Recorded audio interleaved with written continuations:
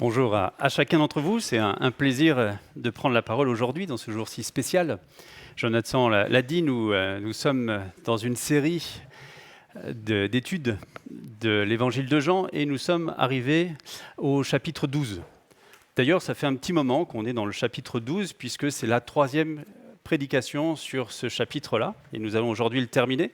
Et c'est Scott qui a commencé il y a quelques semaines et le début du chapitre 12, eh bien, c'est l'épisode où Marie verse du parfum sur les pieds de Jésus. Ensuite, c'est Steph qui a pris le relais. Et là, la prédication portait sur l'entrée triomphale de Jésus à Jérusalem. Et ce matin, eh bien, le texte que nous allons prendre, nous allons retrouver Jésus à Jérusalem. Et il est au milieu de la foule et il échange avec elle. Et donc, la partie que l'on va prendre aujourd'hui, on va commencer au verset 37. Et comme je l'ai dit, on va finir le chapitre. Et ce passage est un puissant encouragement à faire le choix de la lumière. Et c'était le titre d'ailleurs. Voilà, faire le choix de la lumière, c'est le titre de la prédication.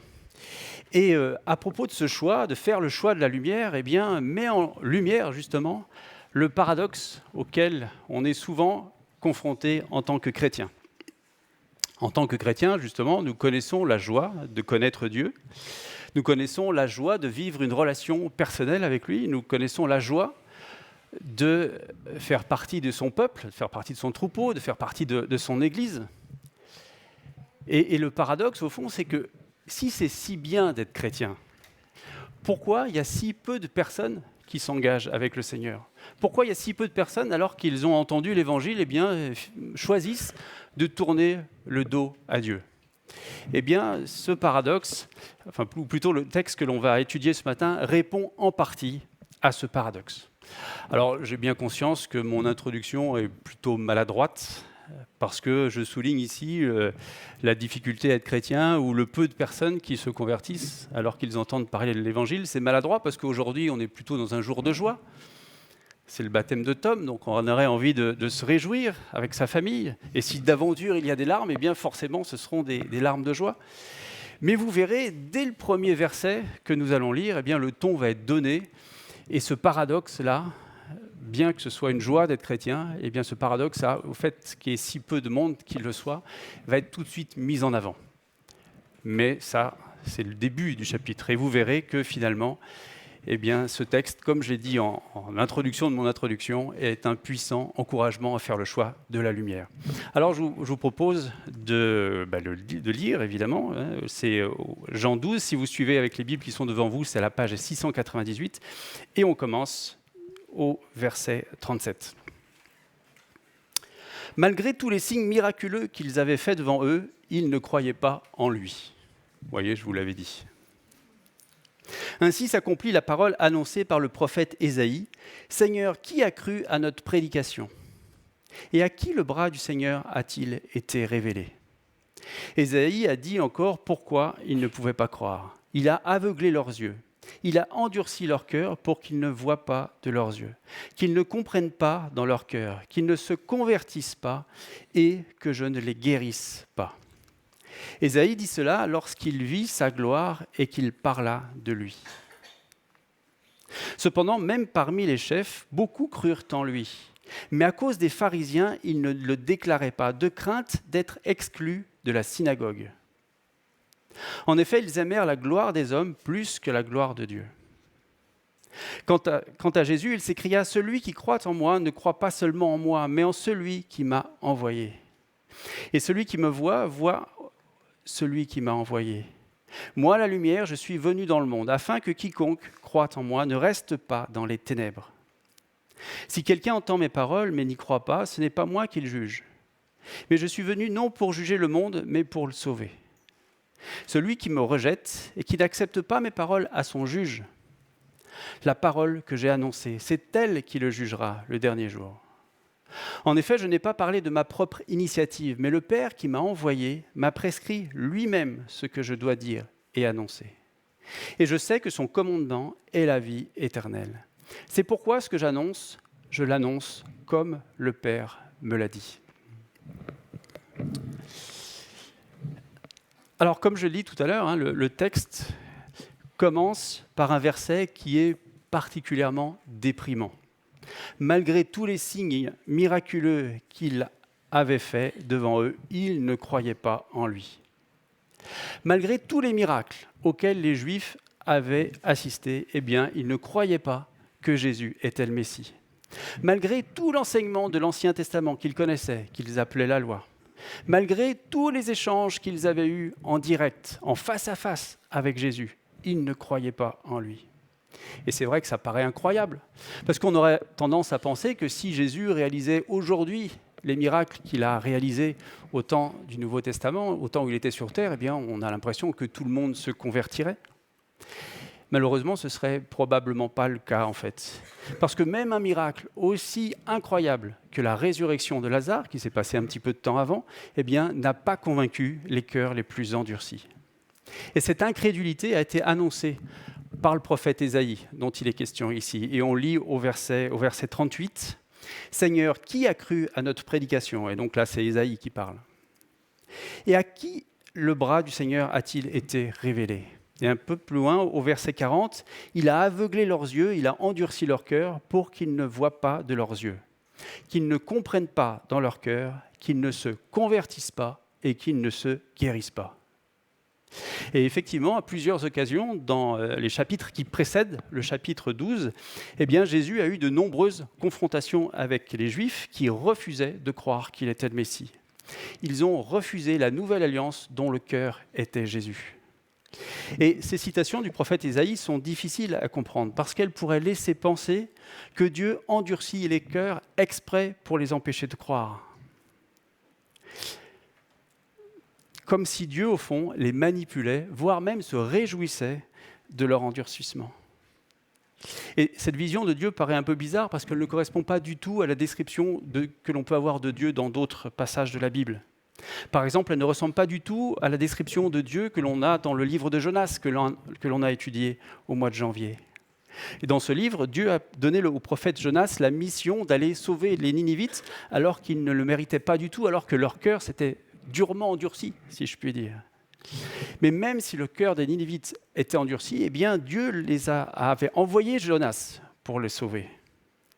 Et donc le Dieu décrit dans le livre de Jonas correspond davantage à l'idée que l'on se fait de Dieu, un Dieu généreux qui ne regarde pas à la dépense pour que les cœurs soient touchés. Mais il nous faut reconnaître aussi que l'idée d'un Dieu qui endurcirait les cœurs est également présente à plusieurs reprises dans le Nouveau Testament. Et je vous donne simplement 2 exemples. Dans Romains 9, verset 18, « Ainsi Dieu fait grâce à qui il veut, et il endurcit qui il veut. » Un autre exemple, 2 Thessaloniciens 2, versets 11 et 12, « C'est pourquoi Dieu leur envoie une puissance d'égarement pour qu'ils croient au mensonge, afin que tous ceux qui n'ont pas cru à la vérité, mais ont pris plaisir à l'injustice, soient condamnés. » Endurcir les cœurs, envoyer une puissance d'égarement, voilà, qui est quand même assez curieux de la part de Dieu. Et ça ne colle pas du tout avec l'image que l'on a d'un Dieu rempli d'amour. Croire que Dieu fait grâce à qui il veut et qu'il endurcit qui il veut, sans que l'homme ait son mot à dire, donne une vision fataliste du salut de l'humanité. Et alors nous serions comme des pantins, au fond, dans les mains de Dieu. Et à la naissance, il y aurait les sauvés et les perdus, ceux à qui Dieu fait grâce et ceux qu'il condamne en fonction de ne sait quels critères, en fonction de son bon plaisir. En fait, on est très sauvé ou perdu, comme on est droitier ou gaucher, et tout serait joué dès notre naissance, comme si nous n'avions pas notre mot à dire. Et d'ailleurs, on retrouve cette vision de la foi dans certains ou chez certains non-chrétiens. Une version édulcorée de la foi. Nos familles, avec Anne-Claire, ne sont pas converties et ils connaissent notre foi, ils connaissent notre engagement, mais au fond, ils ne montrent aucune curiosité. Ils ne posent aucune question, ils ne montrent aucun intérêt. Ils pensent que la foi et notre engagement dans l'Église, eh bien, c'est notre truc. Que la foi évangélique est quelque chose qui nous convient, mais qui ne convient pas à eux. Que nous sommes, nous, chrétiens, voilà, mais pour eux, c'est simplement un mode de vie, comme d'autres sont végétariens ou triathlètes. Vous voyez, c'est juste un mode de vie. Et leur vision de la foi s'arrête simplement à la notion de mode de vie. Et d'après eux, l'humanité, est séparé en deux catégories, sont ceux dont la foi est le truc, et les autres. Et nous, on fait partie de la première catégorie, et eux de la deuxième, voilà. Fermez le banc, passons à autre chose. Et dans cette vision du monde, il n'y a pas de vrai choix réfléchi, argumenté, pour savoir qui est réellement Jésus-Christ. Mais ce n'est pas comme ça que ça se passe. On n'est pas avec la foi ou sans la foi, comme on est, comme j'ai dit tout à l'heure, gaucher ou droitier. Dieu a créé l'homme libre de choisir de suivre son Dieu ou pas, libre de croire que Christ est le Messie, qu'il est Seigneur et Sauveur. Et ça concerne tout le monde. Et ça devrait être le truc de tout le monde. Mais nous sommes libres de croire, de choisir, de croire en Christ ou ne pas croire. Alors je reviens un instant sur la situation des Hébreux dont Jean parlait. Et je lis un passage dans l'Épître aux Romains. Et là, c'est l'apôtre Paul qui parle. Romains 9, versets 30 à 33. Et vous avez la référence derrière moi. Mais peut-être que tout le monde ne la voit pas, si je suis devant. Que dirons-nous donc ? Des non-juifs qui ne recherchaient pas la justice ont obtenu la justice, celle qui vient de la foi. Alors, obtenir de la justice signifie être rendu juste devant Dieu, c'est-à-dire au fond sauvé. Bon, je reprends la lecture. Des non-juifs qui ne recherchaient pas la justice ont obtenu la justice, celle qui vient de la foi, tandis qu'Israël, qui cherchait une loi de justice, n'est pas parvenu à cette loi. Pourquoi ? Parce qu'Israël l'a cherchée non par la foi, mais par les œuvres de la loi. Ils se sont heurtés à la pierre qui fait obstacle. Comme il est écrit, « Je mets dans Sion une pierre qui fait obstacle, un rocher propre à faire trébucher. Mais celui qui croit en lui ne sera pas couvert de honte. » Et on a ici le sens de toutes les oppositions qu'il y a pu y avoir entre Jésus et les Juifs dans les chapitres qui précèdent le chapitre 12. Les Juifs se sont accrochés au respect de la loi de Moïse et ont refusé de croire dans le rocher qu'est Christ. Le rocher qui représente Christ ici peut sauver ou faire trébucher. C'est un rocher qui fait un obstacle, mais un obstacle dans le sens où il oblige à prendre une décision. Ce n'est pas un obstacle qui empêche d'avancer, mais c'est un obstacle qui oblige à choisir, à prendre une décision. Et le texte nous dit qu'Israël a choisi de chercher le salut non par la foi, mais par les œuvres de la loi, sous-entendu la loi de Moïse. Ils ont donc choisi de ne pas croire que Jésus était le Messie. Et leur aveuglement, causé par l'importance qu'ils accordaient à la loi, les a empêchés de voir le sens des miracles et des paroles de Jésus. Et leurs cœurs se sont endurcis. Et Jésus a eu beau ressusciter Lazare devant eux, eh bien, ils n'ont rien voulu croire.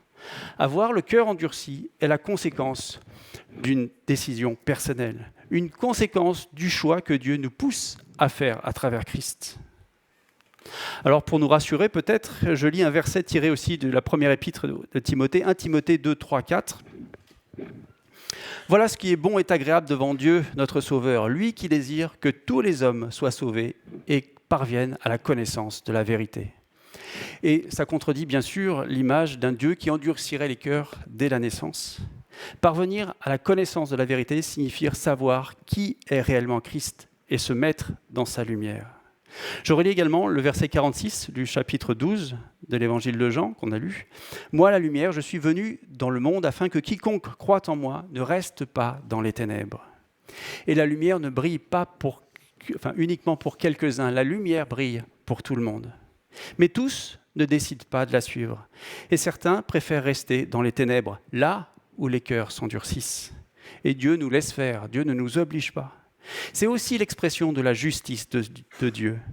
Ceux qui n'ont pas cru à la vérité, mais ont pris plaisir à l'injustice, seront condamnés. C'est le verset de 2 Thessaloniciens que j'ai lu tout à l'heure. Venir à la lumière, suivre Christ est une décision personnelle que personne n'a pris ou ne prendra à notre place. Et c'est ce dont va témoigner Tom justement au moment de son baptême tout à l'heure. Alors, il y a la lumière, il y a les ténèbres. Et certains essayent de rester dans la pénombre, avec un pied dans la lumière et un pied dans les ténèbres. Et c'était le cas de certains chefs juifs dont il est question au verset 42 et 43. Verset 42, « Même parmi les chefs, beaucoup crurent en Jésus. » Et cela va dans le même sens que le verset 11, donc dans le chapitre 12, où il est dit que beaucoup de juifs croyaient en Jésus à cause du témoignage de Lazare qui était ressuscité. Et ça illustre ce que j'ai dit précédemment sur l'importance de la décision personnelle, croire en Jésus. Mais au verset 42, il y a une dimension supplémentaire, celle de se déclarer pour Jésus, dire que l'on croit en Jésus, ce que justement les chefs ne faisaient pas à cause des pharisiens. Et Jean nous révèle au verset 43 la raison de leur discrétion. En effet, ils aimaient plus la gloire des hommes que celle de Dieu. Et Steph, justement, il y a 2 semaines, a particulièrement développé cet aspect-là. Et si vous n'avez pas assisté à la prédication, eh bien, comme Jonathan l'a fait, je vous invite à l'écouter, parce que ce que je vais dire ici eh bien, s'inscrit dans la suite de ce que Steph a dit il y a 15 jours. Certains chefs croyaient que Jésus était le Messie. Et c'est déjà une bonne chose, c'est même l'essentiel. Mais ça ne suffit pas parce qu'ils se sont arrêtés là. Parce qu'à partir du moment où on croit en Jésus, eh bien, il faut ensuite le suivre, c'est-à-dire obéir à sa parole. Et c'est là où ça coinçait pour eux. Le fait qu'ils préféraient la gloire des hommes plus que la gloire de Dieu montre qu'ils ne suivaient pas vraiment Jésus, même s'ils croyaient en lui. Ils croyaient secrètement de peur d'être exclus de la synagogue. Rendre leur foi publique eh bien, leur aurait fait perdre leur statut, leur aurait fait perdre leurs revenus aussi, sans doute. Et ils ont préféré la gloire des hommes à la gloire de Dieu. Et de leur point de vue, ils avaient trop à perdre. Et plus on a de choses à perdre, et plus c'est difficile de suivre Christ. Et cela nous fait penser aussi au jeune homme riche, dans Matthieu 19, qui demandait à Jésus, mais que faut-il, Seigneur, pour hériter de la vie éternelle? Et le Seigneur lui a dit, va et vends ce que tu as et viens. Et le jeune homme est parti tout triste parce que justement, il avait de grands biens. Et pourtant, il croyait en Jésus, il s'est adressé à lui pour justement avoir la vie éternelle. Mais il a décidé de ne pas le suivre. Suivre Jésus signifie lui obéir, l'accepter comme sauveur et Seigneur, se mettre à le servir et d'une manière générale, agir pour qu'il devienne notre priorité. Et il n'est pas du tout devenu la priorité des chefs des Juifs. Et ils ont préféré se taire pour préserver la gloire des hommes. Et ça a une conséquence dramatique, parce que ce sont les pharisiens, les chefs des Juifs, d'autres qui ont organisé l'arrestation et plus tard la crucifixion de Jésus. Ils ont continué à se taire, ils ont laissé faire. Et quelque part, ils ont été complices de la crucifixion de Christ par leur silence. Ils ont cru que Jésus était le Messie, mais ça n'a rien changé dans leur vie. Ils ont continué à vivre comme avant. Ça va le micro? J'entends, je fais une parenthèse. Oui, ça va j'entends un crachotement. C'est OK? Voilà, il faut reculer. Plus encore? C'est bien comme ça? Voilà. Tout le monde sera plus à l'aise si on entend bien. Voilà, moi le premier. Donc je disais qu'ils ont cru en Jésus, mais ça n'a rien changé dans leur vie. Ils ont continué à vivre justement comme avant. Et croire en Jésus, eh bien sûr, devrait avoir un impact visible sur notre vie. Les priorités devraient changer, et notre attitude devrait changer. Et pour nous aussi, au fond, préférer la gloire des hommes à la gloire de Dieu peut être un frein à notre croissance spirituelle, à notre engagement avec Christ ou notre engagement dans le service de son Église. Qu'est-ce que nous avons à perdre à suivre franchement le Seigneur? Qu'est-ce que nous avons à perdre à privilégier la gloire de Dieu plus que la gloire des hommes? À quoi tenons-nous vraiment que nous ne voulons pas lâcher justement pour le suivre? Parfois, suivre totalement Jésus pourrait entraver la réalisation de projets ou la réalisation d'ambitions personnelles. Parfois, suivre Jésus serait simplement perdre un peu une forme de confort. Et forcément, suivre Jésus, c'est sortir de notre zone de confort. C'est même parfois faire le deuil de notre confort.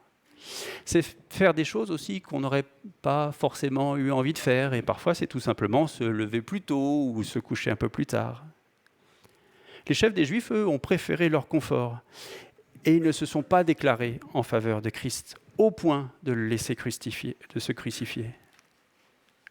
Quel contraste avec ceux qui ont accueilli Jésus quand il est entré à Jérusalem.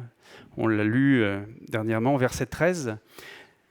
Quand Jésus est entré en Jérusalem, des personnes prirent des branches de palmier et allèrent à sa rencontre en criant « Hosanna, béni soit celui qui vient au nom du Seigneur ». Quel contraste aussi avec Marie, dont on a pu lire l'histoire au tout début du chapitre 12, qui a donné tout ce qu'elle avait en versant le parfum sur les pieds de Jésus.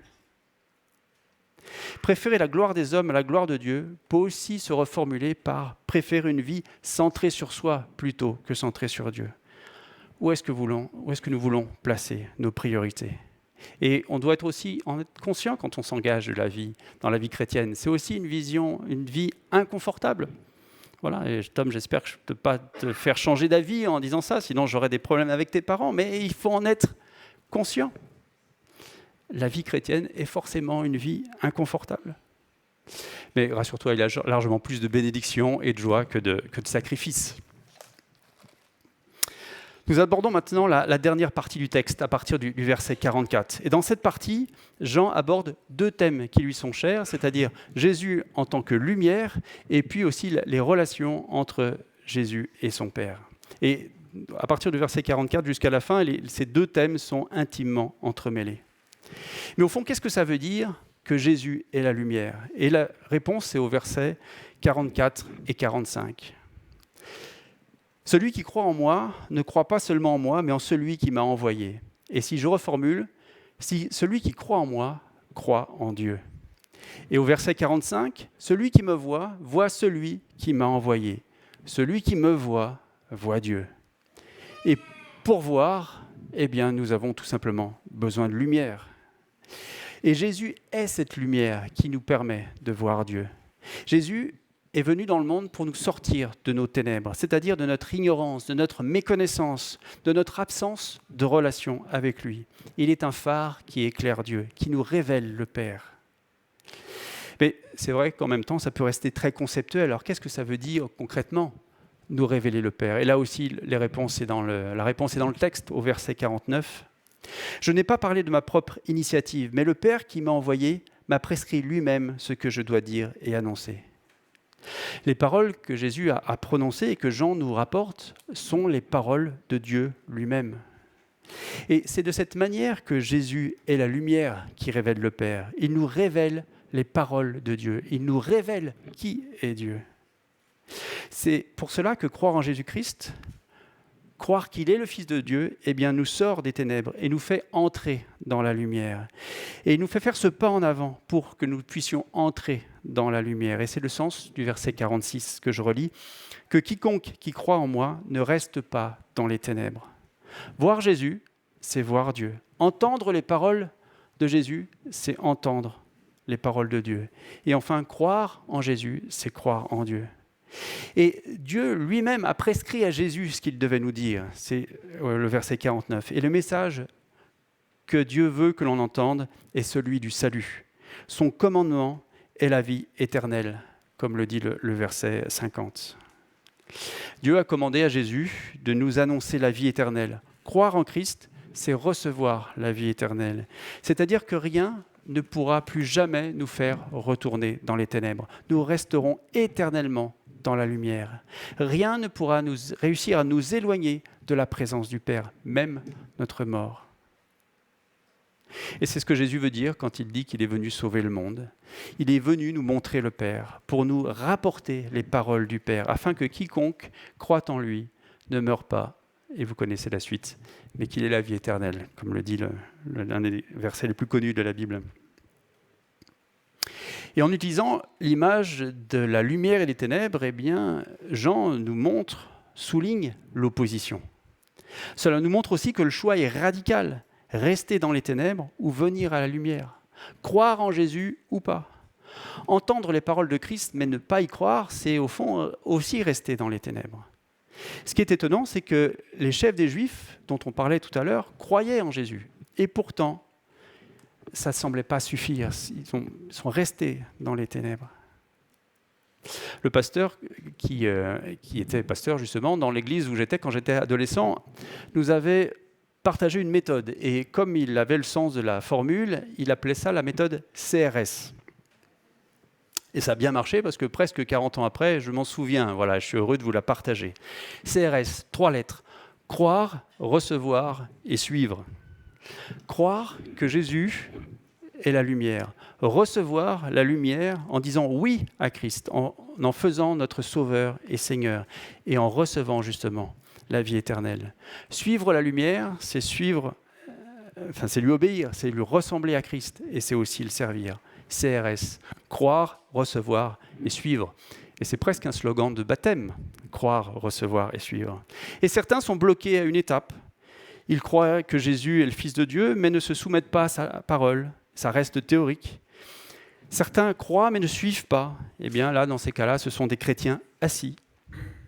Finalement, croire vraiment, totalement, en étant cohérent avec ce en quoi on croit, eh bien, impose ces 3 étapes. Croire, recevoir et suivre.